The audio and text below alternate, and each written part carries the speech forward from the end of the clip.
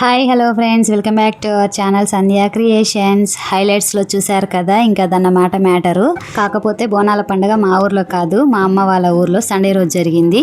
Sunday రోజు festival అయిపోగానే ఇంకా మండే రోజు ఈవినింగ్ మేము మా ఇంటికి వచ్చి ఇంకా ట్యూస్డే రోజు పిల్లల్ని స్కూల్కి పంపి ఎడిటింగ్ చేసేసరికి లేట్ అయింది. ఇంకా మేము వచ్చి సాటర్డే రోజు ఈవినింగ్ వెళ్ళాము పిల్లల్ని తీసుకొని. సాటర్డే రోజు ఇండిపెండెన్స్ డే సెలబ్రేషన్స్ అయిపోగానే ఇంకా నేను పిల్లలిద్దరూ మేము ముగ్గురం మాత్రమే సాటర్డే రోజు ఈవినింగ్ వెళ్ళాము. ఇంకా మా హస్బెండ్ ఏమో సండే రోజు ఈవినింగ్ వచ్చిండు. మేము వెళ్ళేసరికి మా ఇద్దరు అన్నయ్యలు వదినలు అందరూ వచ్చేసారు. ఇంకా వాళ్ళ పిల్లలకి మా పిల్లలకి అందరికీ ఇలా మార్నింగ్ అయితే సండే రోజు మార్నింగ్ అయితే ఇలా టిఫిన్ పూరి చేసి కుర్మా చేసాము. ఇంకా నాన్ వెజ్ అయితే దేవుడికి పెట్టుకున్న తర్వాతే తింటాము, కానీ పూరిలోకి చికెన్ బాగుంటుంది పిల్లలు తింటారేమో అని చెప్పేసి వాళ్ళ కోసం మాత్రమే చికెన్ తెచ్చింది. కొంచెం అందరికీ టిఫిన్ చేసి కర్రీలు చేసి మేము స్నానం చేసేసరికి చాలా లేట్ అయిపోయింది.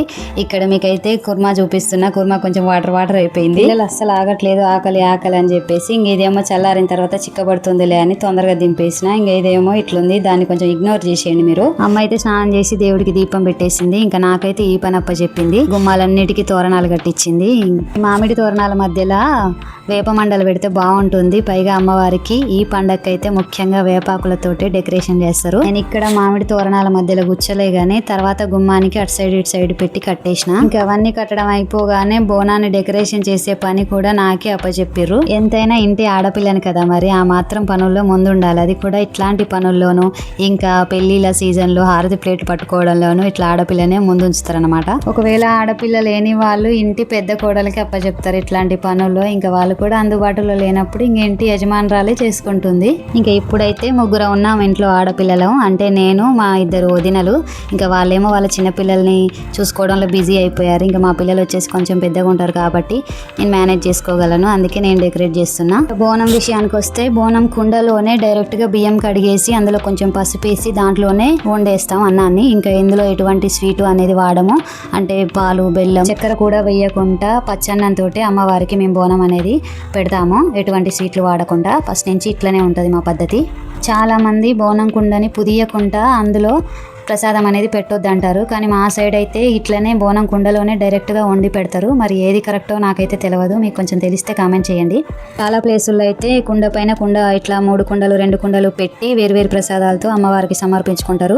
కానీ మా సైడ్ అయితే ఇట్లా ఒకే కుండలో ప్రసాదం అనేది పెడతారు. ఎక్కడి పద్ధతులు అక్కడే ఉంటాయి కదండి. ఇంకా మా సైడ్ అయితే ఇట్లనే ఉంటుంది. మేము ఇట్లనే చేస్తున్నాం ఫస్ట్ నుంచి ఇప్పటిదాకా మేము ఇదే ఫాలో అవుతున్నాం. ఇంకా బోనం కుండని ఎప్పుడు ఒకేలా డెకరేషన్ చేస్తే ఏం బాగుంటుంది చెప్పండి. అందుకే నేనైతే ఇట్లా మొత్తం పసుపు బ్యాక్గ్రౌండ్తో పైన కుంకుమతో ఇట్లా సింబల్స్ అనేవి వేస్తున్నా. అంటే ఒకవైపు స్వస్తికు, ఇంకొక వైపు ఓము, ఇంకొక వైపు ఏమో అమ్మవారి కళ్ళు ముక్కు పొడుకని డ్రా చేసి ఇట్లా కుంకుమతో డెకరేషన్ చేసిన. ఇంకా నేనే అనుకున్నా నాలాగా చాలా మంది డెకరేట్ చేసిర్రు బోనాలని ఇట్లనే సేమ్ ఇవే సింబల్స్. కొంతమంది అయితే త్రిశూలం సింబల్ కూడా వేసిర్రు.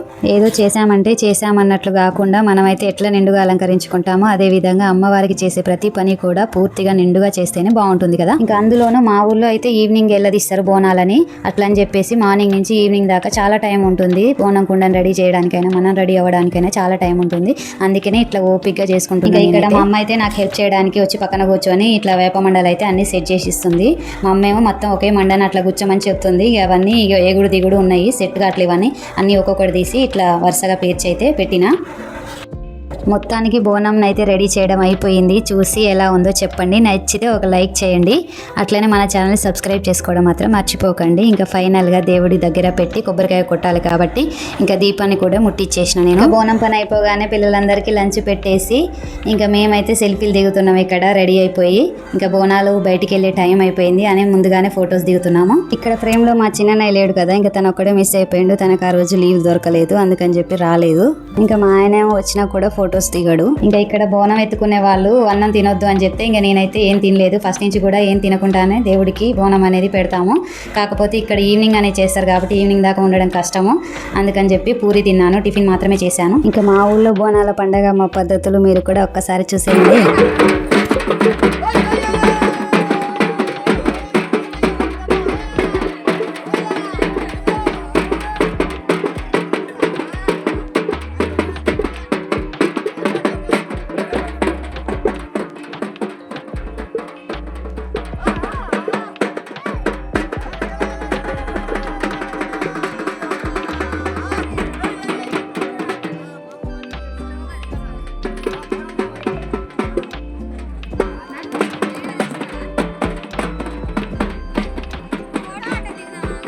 ఇంకా బోనం ఎత్తుకొని అలా బయటికి వెళ్ళగానే ఇంకా మా ఊర్లో అక్క చెల్లెలందరం ఇంటికి వస్తాం కదా, ఇంక ఇప్పుడే కదా కలుసుకునేదని చెప్పేసి ఇంకా అందరం సపరేట్ గా ఫొటోస్ అయితే దిగుతున్నాం. ఇంకా అందరికి పెళ్లిళ్ళు అయిపోయాక పిల్లలు, సంసారం, అత్త మామ అని బరువు బాధ్యతలు పెరిగిపోతాయి కదా, ఇంకా ఫోన్లు మాట్లాడుకోవడానికి కూడా టైం ఉండదు. ఎప్పుడో ఇలా పండగలప్పుడే కదా కలుసుకునేది.